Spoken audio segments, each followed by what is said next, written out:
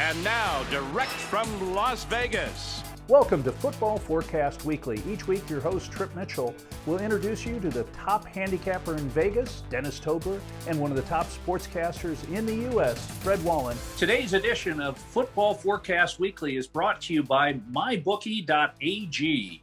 For the best in sports betting, go to MyBookie.ag, and you can win just like Dennis, Fred, and me. And welcome to another week of Football Forecast Weekly. Hi, everyone.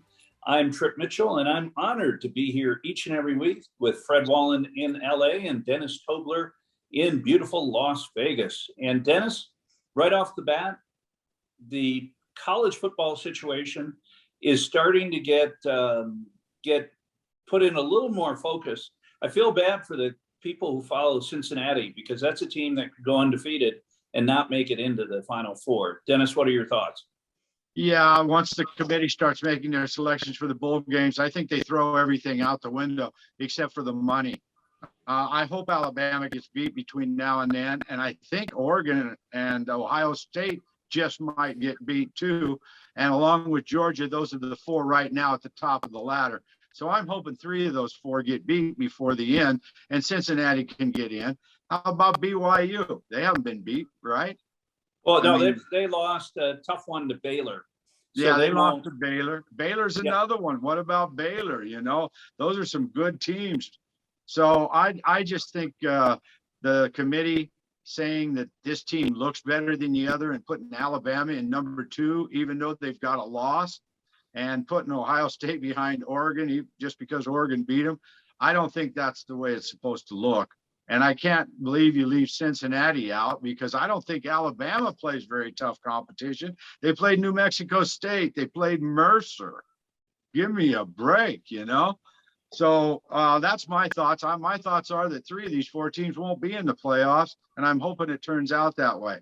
So real quick, before we get to Fred, what's the rationale behind Texas and Oklahoma going to the SEC?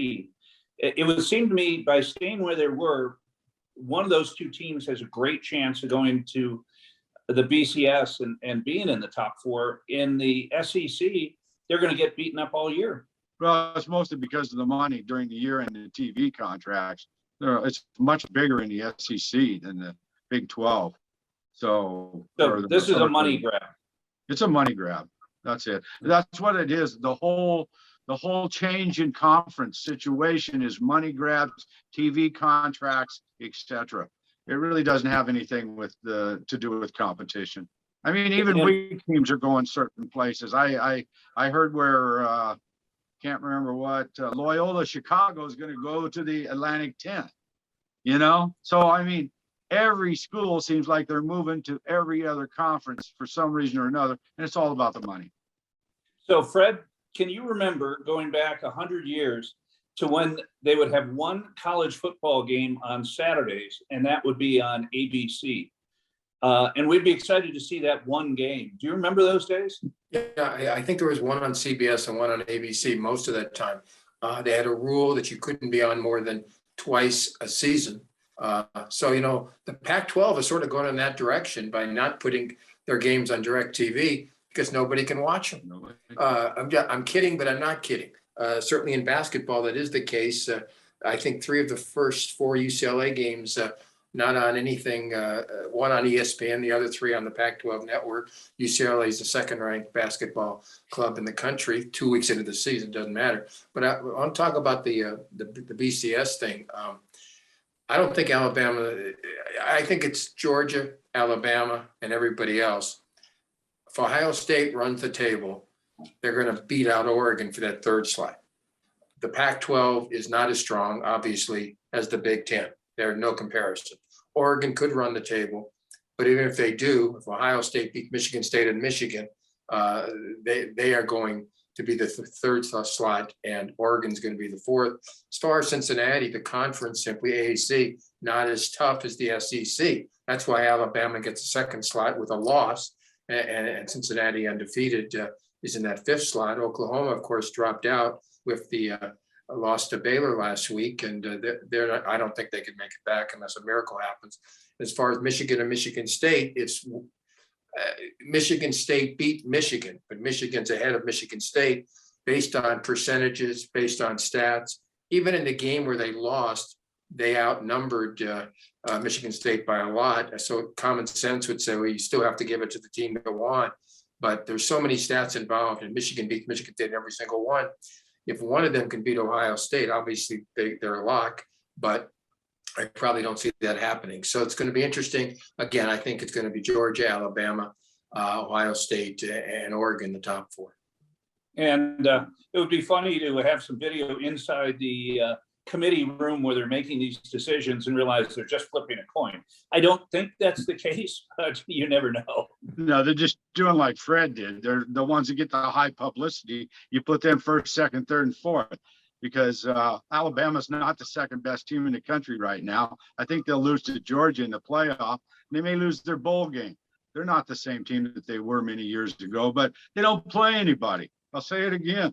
You know, you got to play somebody to get there. And if you're beating Mercer 1 week and 2 weeks later, New Mexico State, it's not the toughest competition. I'm not so sure either, Fred, that if Ohio State and the Big Ten had to play each week with the Pac-10 crowd, that they would stay up there in the rankings like that. It just seems to me like the East Coast's overrated. They are over-talented. They are over-publicized. But we'll see. We'll see. That's something we can watch. Okay, let's get to the games this week. And let's start on Sunday, Indianapolis, Buffalo.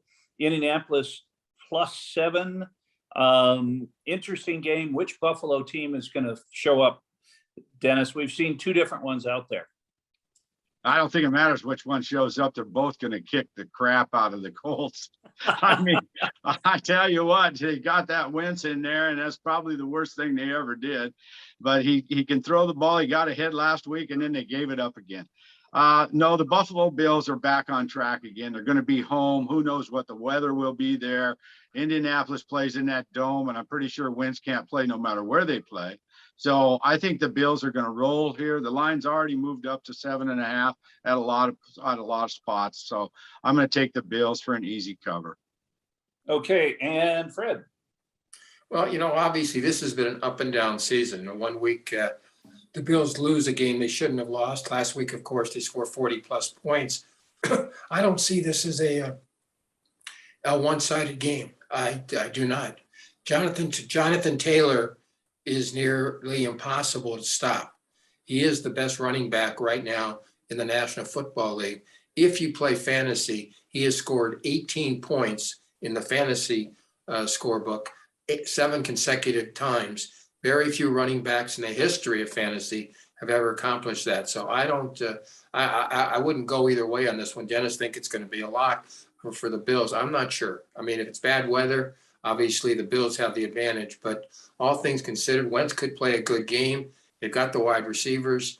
They started the season horribly, playing much better now. So I don't see this as a one-sided game. It's not a game I'd wager one way or the other, but it is a game that I think the Colts will play closer than Dennis mentioned.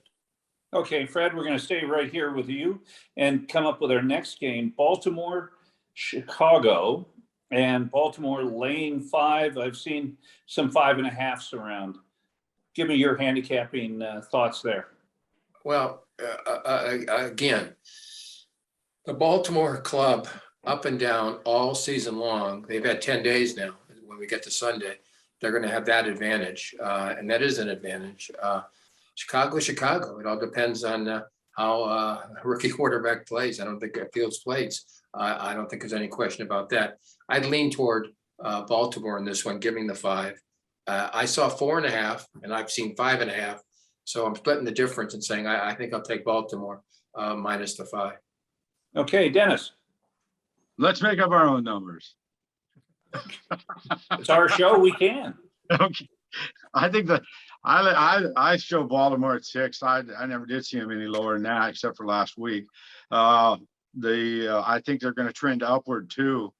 The Bears, you don't know how well they're going to play, and everybody thinks Baltimore is one of the top teams in the league now. Baltimore has had a lot of injuries people didn't know about, and it put Lamar Jackson out on a limb in some of those games, but they still pulled through. I think they're healthy now. I think the 10 days gave them time. I don't think Chicago can be any more than what they are. I don't like the Chicago coach. He can't help Fields in any way with his play calling, so it doesn't work for them. So in this matchup, I don't know. They look pretty easy to me this week. It's a road favorite, but I'm going to lay the juice and take the road favorite. Okay, and Dennis, we're going to go to a black and blue division matchup. Wait, you forgot Fred. Fred, what's that? You forgot Fred on the Ravens and the Bears. We're already disagreeing about one. I want to hear what he says about the Bears. Fred, I know you're obviously very average, but I have to mention this now that you've thrown it back to me. The NFL has now gone for more stringent COVID testing rules. So folks, if you're out there wagering, maybe you wait till the end of the week. It's now going to be you're tested twice, Monday and Wednesdays after the holidays. You've got to wear a mask in any meeting. I don't know what they're going to do with the unvaccinated, but my point is there's going to be more players not available on Sunday. So you got to be very cautious now. You could lose your quarterback, on a Saturday and you're going to lose your bet. So I would wait until the end of the week based on these new COVID rules in the NFL. And I think the COVID rules are fine. I think they're great, but for the better, you better be cautious. And to talk about this thought, if you take a look at Kirk Cousins in Minnesota, he is not vaccinated. Right. And kind of a knucklehead, and he could be very susceptible to picking up the COVID-19 virus. So that's great advice there. Yeah, and Rodgers was out 2 weeks ago with COVID, and they lost the game. And this week, Ben Roethlisberger came out at the last minute and cost everybody in the contest here that had Pittsburgh on the consensus play contest, cost them the game because they tied, so they didn't win. So those people who picked one game a week to the end, half of them lost on Pittsburgh because the line on Pittsburgh was 9. When Ben went out with his COVID, it went down to 5. And Fred's absolutely right. You better wait till the last minute if you're going to play any kind of big money, because these lines are going to change big time as these people keep getting COVID. And what are we going to do about the unvaccinated? We're going to put them in a hole just like they do in Austria and Germany and Denmark. Okay. This is the deal. If the ones that don't die don't get to go to work in Austria, in Denmark, in Germany, they don't get to go to work. In Italy and France, if you don't wear a mask, you don't get out of the house. So they're shutting down 30% of the population in countries like Austria and England and Germany, and 30% of people are not even going to be able to go to work. But those countries don't care anymore because they're dying.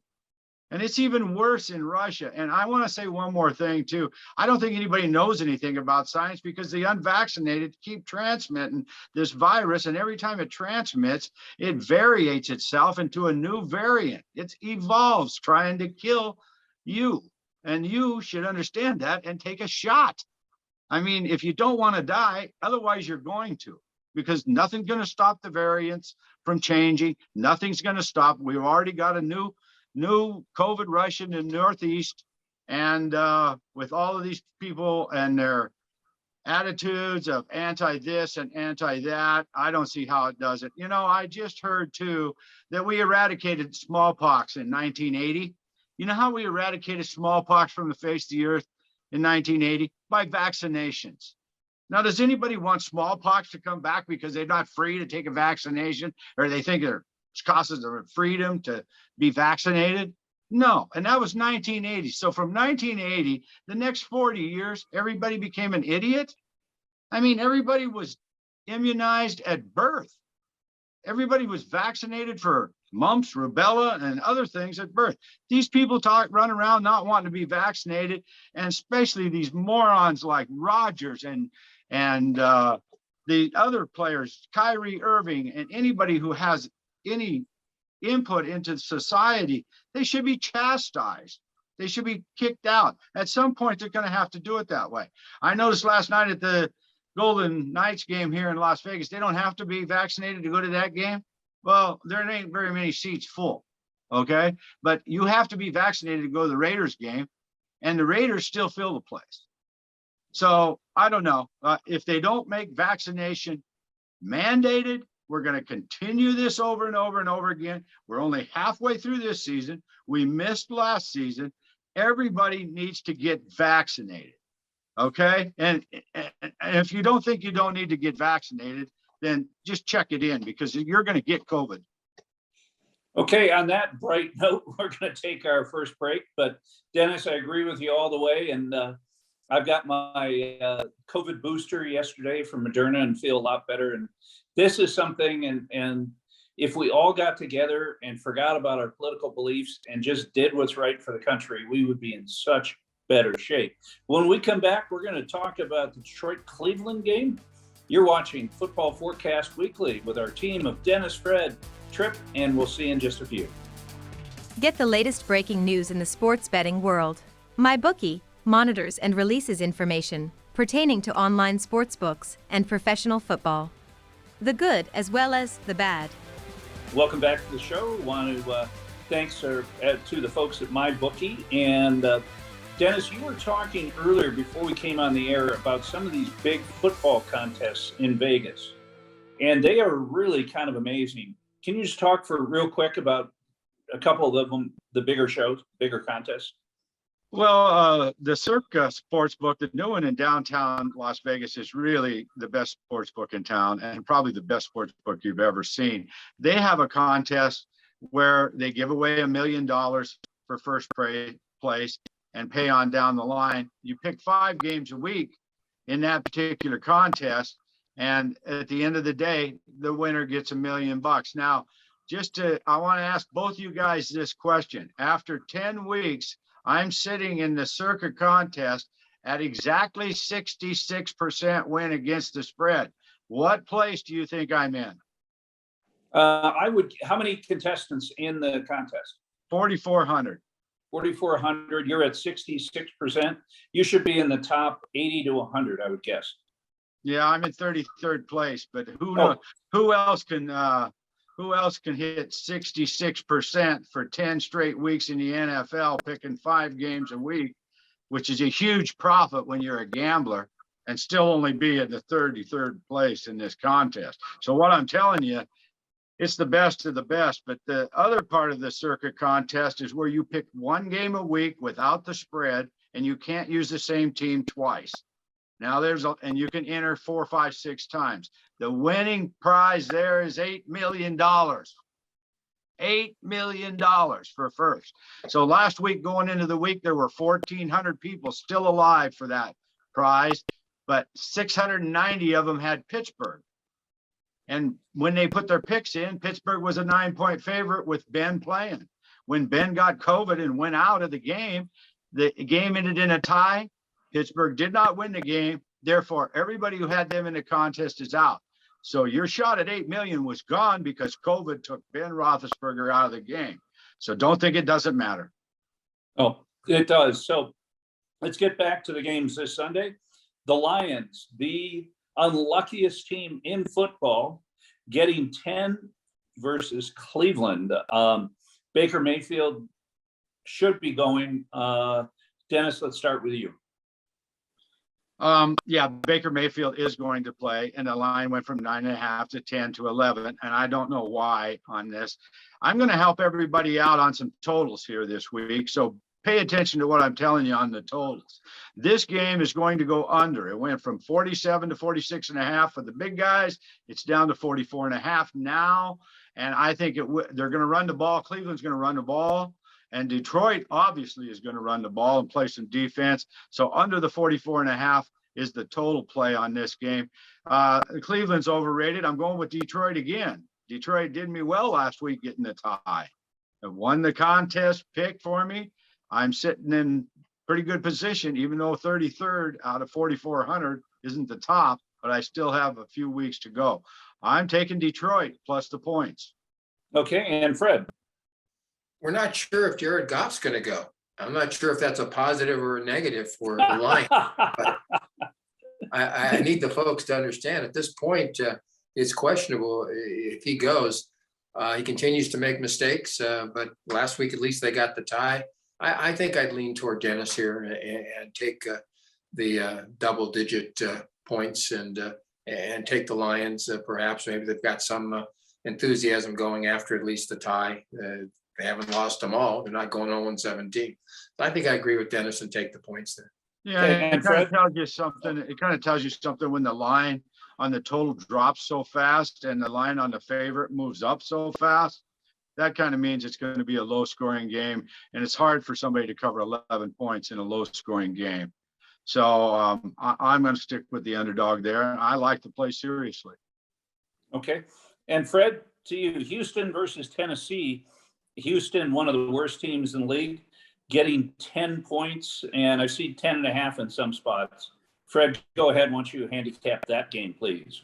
Well, again, if Tennessee had Henry, it would seem like a lock. He's not there, no longer a lock. I'm going to pass on the game. 10 points would be too much without Henry playing for the Titans. What can you say about Houston? Certainly, I think at this point, better than they opened the season. I don't think there's any question about that. But all things considered, I've actually leaned toward taking the points, but I'm going to pass on this game. Okay, Dennis? Here's another one that I want everybody to take note of. The totals drops terrifically from 47 to 44.5 again. Another game sitting at 44.5. You know the Titans are going to run the ball. You know the Texans cannot score. The under is probably the best play in the game. The Titans, however, are coming around. They have a defense. Adrian Peterson is not George, but Adrian Peterson is not over the hill either. He can hit the holes, and that's all he needs to do with that offensive line they have. So I'm going to go. I'm not going to lay 10.5 points on Tennessee at home because I don't think they're going to score as much. If what I said in the earlier game is exactly the same as this game, then I'd have to lean towards taking Houston in this game. And I think they may cover because it will be a low scoring game. Okay, let's go to our next game, Green Bay, Minnesota. The COVID twins are quarterbacking their respective teams, Rodgers and Kirk Cousins. And right now, Green Bay -2.5. And that number seems to hold, but you might have a more current number. I have it at 2.5. Another game that started at 51 down to 48.5. Another game that's going to go under, folks. You watch Green Bay shut out their opponent last week, and there's a reason for that. And you also watch Rodgers play what I thought was a pretty crappy game.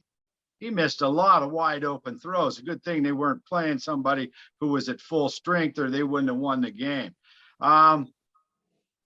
The fear of Rodgers is one of the best quarterbacks in the league, but I think he hurt his team. I think he hurt his team, and I think he hurt the morale. And I think that the Minnesota Vikings are playing at the top of their game right now. I don't like Cousins either. And it wouldn't it be funny if both of them had to go out next week because of COVID? I'm going to take the Minnesota Vikings here at home to win straight up. I'm going to play the under in the game also, but this might be one of my best bets of the week would be the Vikings taking the points against Green Bay. Look, let's say this. Rodgers actually had COVID. He wasn't vaccinated. He didn't break through. He actually had COVID. So let me watch him a couple of weeks and see if he can come through, because last week he didn't do anything but make dirty looks at people and yell at his receivers and point for him to go this way or that way, you know. And it wasn't the Rodgers of before where he just throw it and land in their hands. So let's watch it. I'm taking Minnesota. I love Minnesota. Okay, and Fred. You know, it's interesting. After the game, the rule is you have to wear a mask if you're unvaccinated. If you're going to do the bit with the media, he refused to wear the mask. He had to use Zoom. So he hasn't even learned anything from this. But putting that aside, second game back, he's probably going to be a whole lot better. And I have a hunch from a fantasy perspective, Randall Cobb, the guy that he pushed to come here and beg Green Bay to take him, get him, I think he's going to be throwing to Randall Cobb. I just have a hunch that Rodgers will play a whole lot better. And I think his second game back, I think most people do. And he can't play any worse. I mean, again, he was playing against Russell Wilson, who'd been out a month last week. So they win 17-0. I'm not sure about the total. I know Dennis said it goes down. Rodgers could throw 3 or 4 touchdown passes here, just have a hunch. So again, fantasy wise, I would take Rodgers throwing those 3 touchdown passes. If you like Randall Cobb, I'd put him in, and we'll go from there. Okay. And Fred, we're going to keep it right here. Miami and the Jets. Miami -3. You know, Mike White has been interesting, and he's not going this week. Joe Flacco's going for the Jets, to get the quarterback by way of Pittsburgh, by way of Delaware. But Joe Flacco is going to start for the Jets in this one. The veteran quarterback, doesn't matter. Tua is going to start for Miami, and he played better than Brissett last week when he came in for him. So you got 2 questionable situations at the most important position in the National Football League. With that said, I think Miami might win here. Right? So I think I would go with the club from Florida. Okay. And Fred, we're going to keep it with you. Well, I on didn't this get one. it. I want to chime in on this. The line started 2.5, went to 3, went to 3.5. So there's something going on in the game. I think people still think Mike White is a quarterback for the Jets. But so what Fred brought everybody is the knowledge to know that he's not going to quarterback. And I think Flacco can come in and play just as well as anybody right off the bat. So I'm going to take the home team dog here. I think this is about 4 games. Fred and I disagree on this week. It's about the first time ever. Well, and the one thing you got to remember is Flacco, you know, he's had a kind of up and down after he left Baltimore, but he does have a ring, and that counts for something. He's a hell of a lot better than Mike White. Okay. So anyway, let's a quick thought.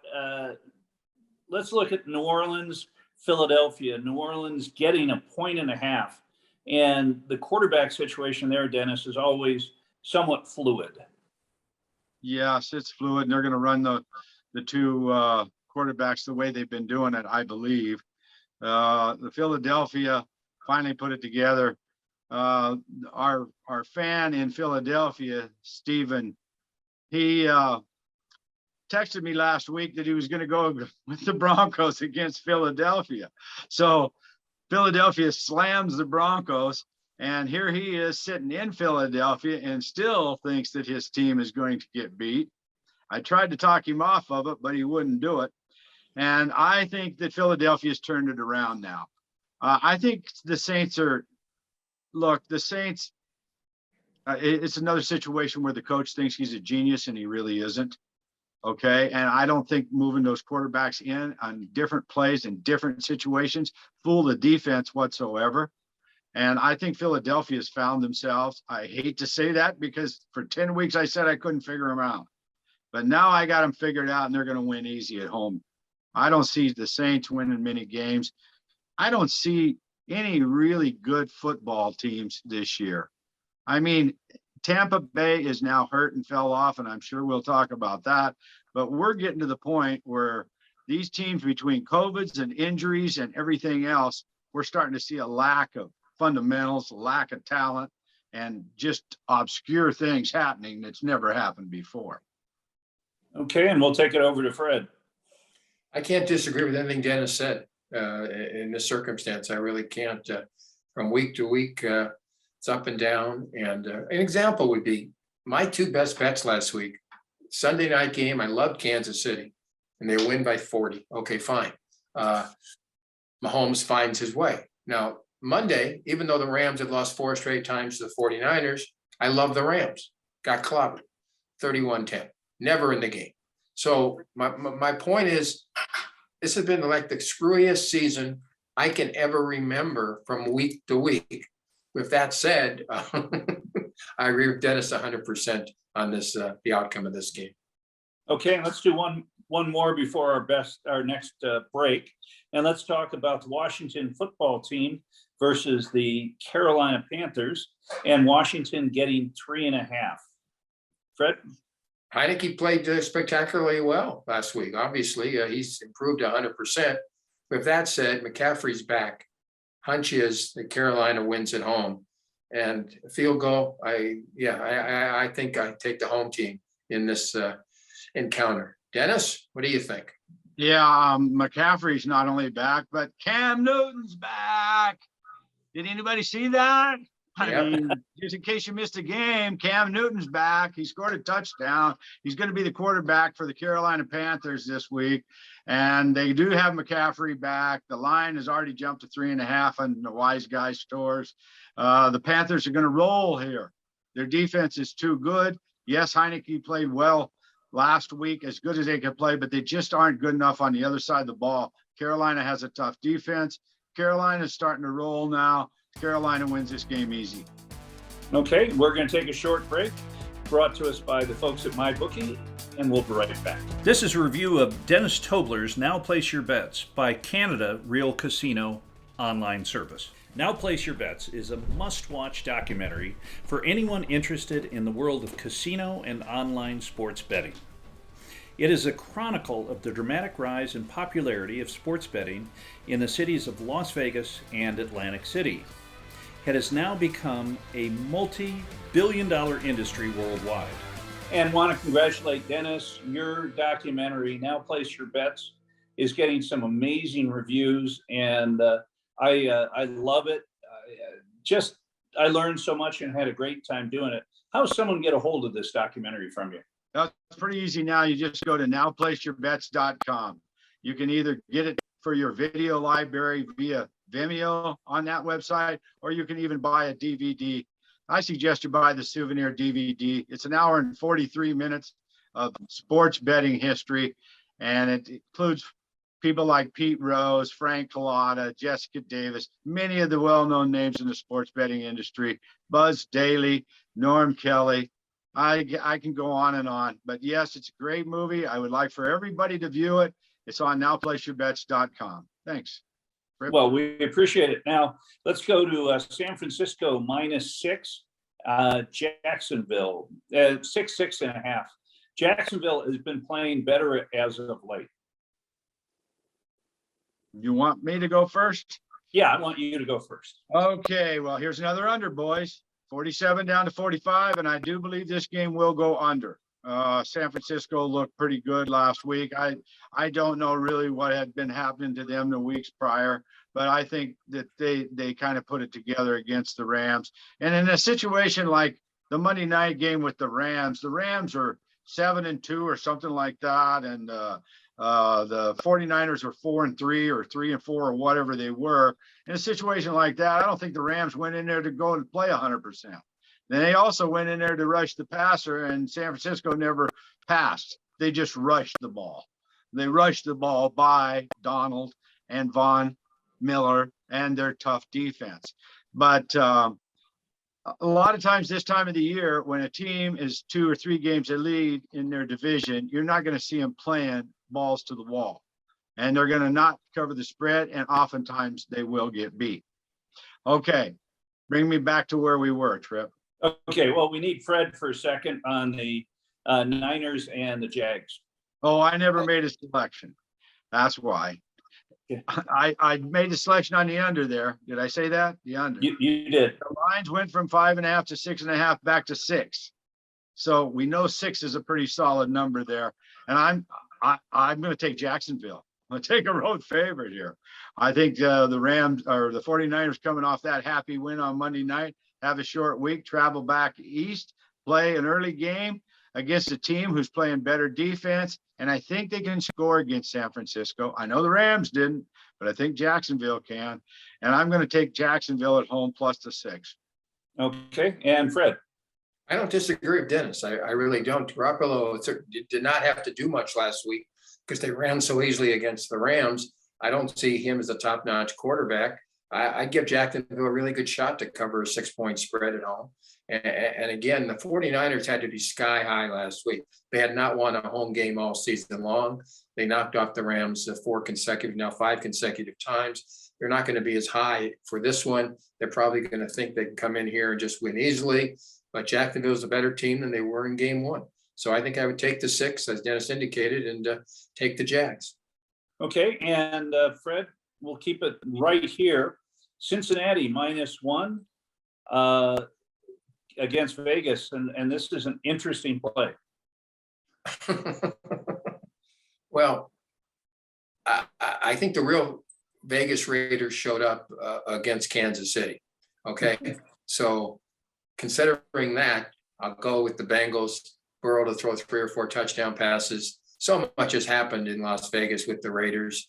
I never liked Al Davis, but in this case, I'm almost sorry for the other players involved, from the Gruden thing to the Ruggs thing to everything else that's happening to them. Dennis indicated that at least the one positive is that the Raiders indicated to come into Allegiant Stadium, you have to be vaccinated. So that's a lot of points, a lot of positive points. But as far as on the field of play, I think you have to go with the Bengals here. Okay, and Dennis? Yeah, what a crazy game. I believe the Bengals line will go up. The Bengals have been taking action all year, even though I haven't thought they were very good, and they haven't covered very often. But I've told everybody for a couple of weeks about the Raiders, and the Raiders are exactly what Fred just said. They're the Raiders of old now. They're even in worse shape, okay? They're down to 1 running back now. They lost 2 more cornerbacks. So, and their offensive line is a mess. If you couldn't see their offensive line's a mess, then you don't know how to watch football. Also, that big, high publicized defensive line with the tattoo dude and those other guys on there, they didn't seem to do very well last week. And when they don't do it very well and stop the other team, Carr can't be on the field. I kind of felt sorry for Carr. Now he doesn't have any linemen. Now he doesn't have any running back. How is he supposed to get the ball to Waller and score enough points to win a game? I know people who bet tons of money on the Raiders winning 7 games here this year, and they've won 5 so far, and they are scared. So that means they think the Raiders are not going to win another game this year. I might fall in that category. I'm going to take the away team, and I don't like Cincinnati. Okay. But I'm going to take them. Dallas plus 2.5 at Kansas City. Interesting game. Should be a good one, fun one to watch. Yeah, and another total, boys. So keep track of them. 52.5 open, 56.5 now. I see no reason why they won't both teams score 30 points. They both have practically every game this season, and Kansas City's defense is nothing to brag about, and neither is Dallas's defense. Look what Denver did to them. So in what might be one of the screwiest games of the week, I'm going to take the home team Kansas City Chiefs in this game, but I do think I'm going to play the over more than anything else. I'm not going to use this as a contest pick. There's too much fluctuation here, but this should give us a good indication of how good either of these teams really are. Fred? Well, both Dak and Mahomes played well last week after 5 bad weeks in a row for Mahomes. Maybe he's found his way. As Dennis indicated, their defense is nothing to be bragging about at all. So I think the over is the play here. I can see 65 points actually scored as far as these two clubs are concerned. I mean, both of them had such easy victories last week.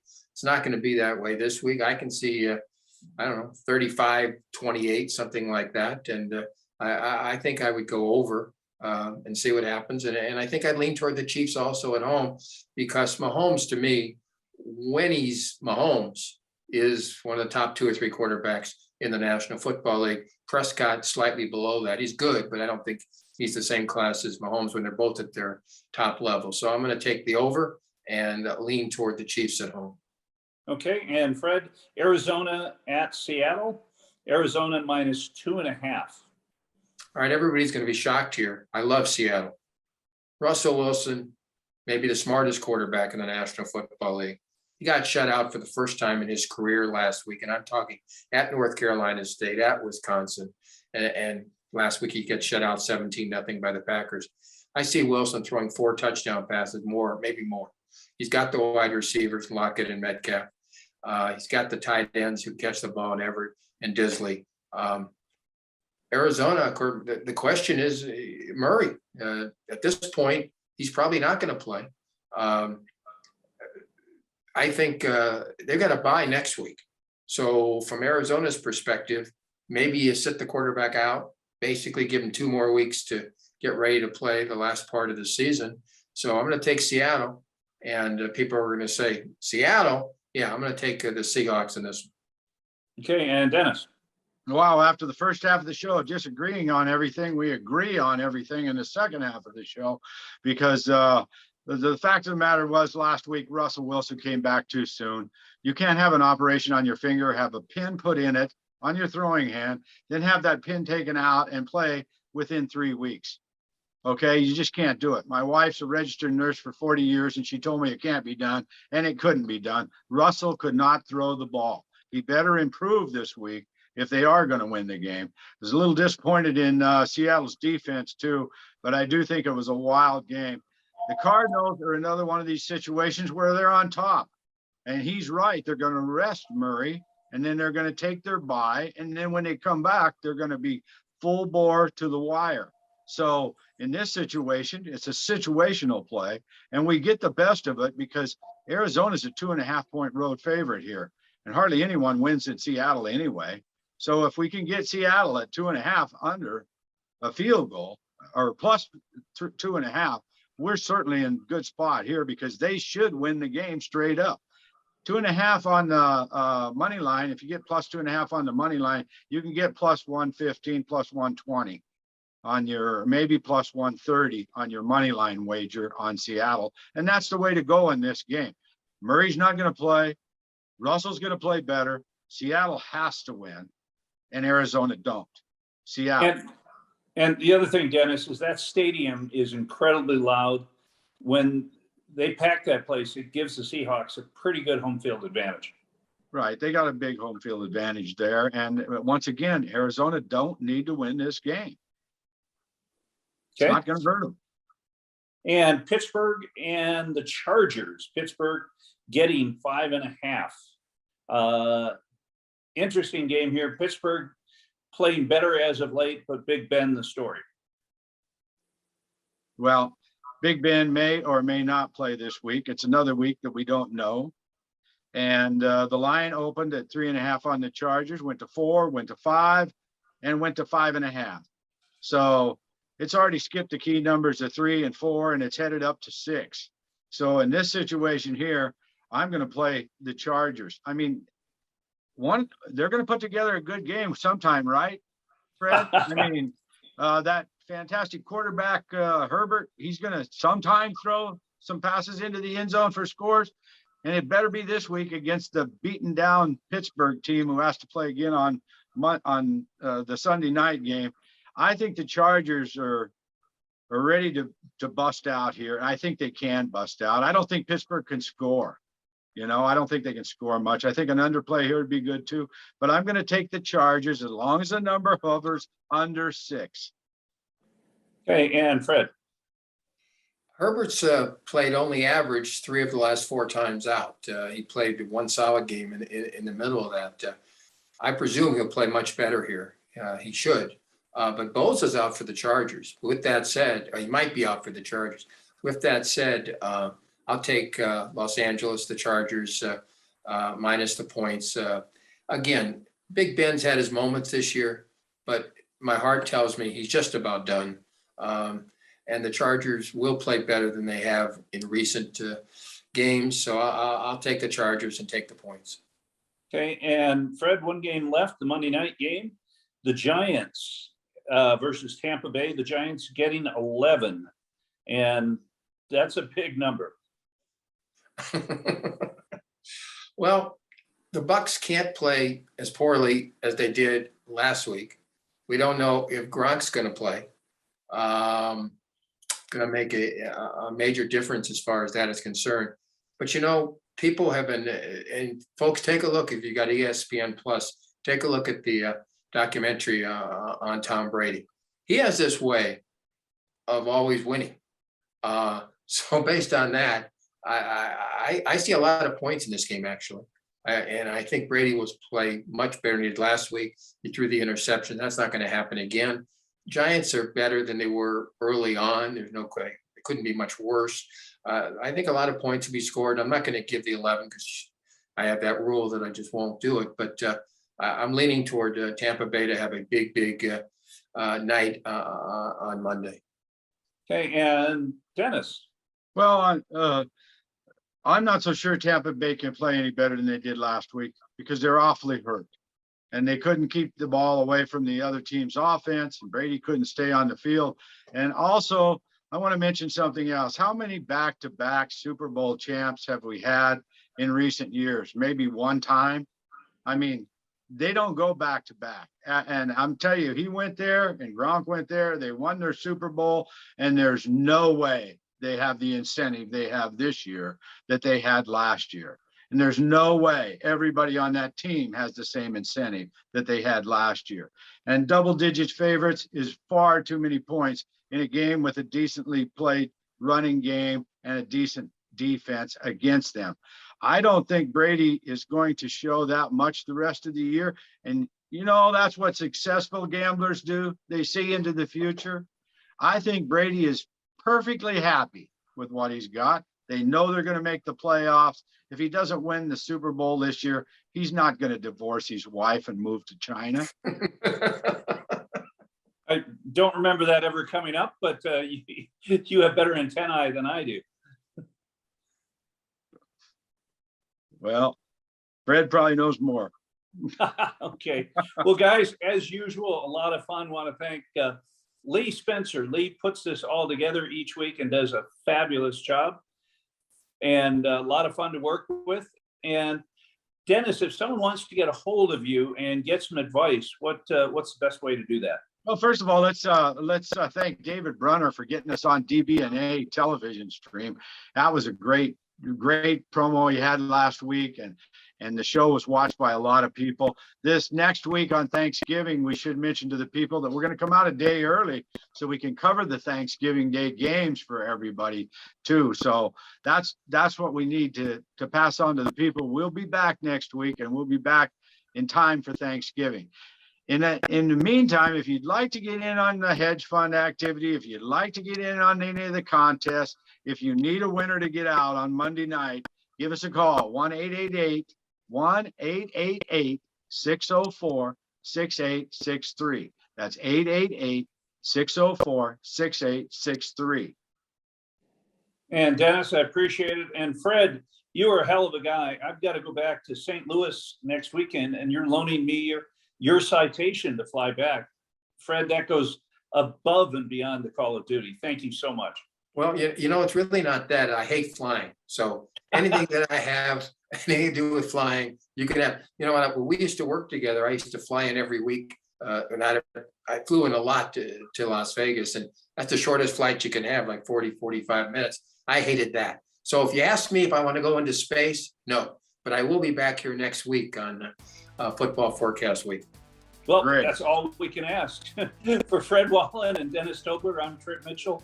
Thank you so much for watching. And as Dennis said, we're going to be uploading early next week so we can get you some great information on the full slate of Thanksgiving NFL games. And we've had a lot of fun. Want to thank everyone for watching, and let us know what you think of the show. And we'll read some sample emails on the air. So we'll see you next time. Have a very profitable week. Thank you for listening to Football Forecast Weekly, an affiliate of TSI Network.